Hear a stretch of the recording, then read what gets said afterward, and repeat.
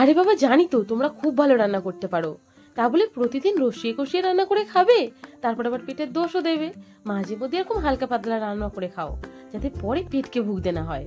প্রথমে পেঁপে, আলু, কাঁচকলা, পটল, বেগুন, ঝিঙে একটু বড় করে কেটে নিয়েছি। চাইলে অন্য কোনো সবজি দিতে পারো। টাটকা রুই মাছ লবণ হলুদ মাখিয়ে নেব। এবার বাড়িতে একটু ধনে জিরে গুঁড়ো, অল্প লবণ হলুদ দিয়ে একটু জলে ভিজিয়ে রাখবো। সর্ষের তেল গরম করে মাছ ভেজে তুলে নেব।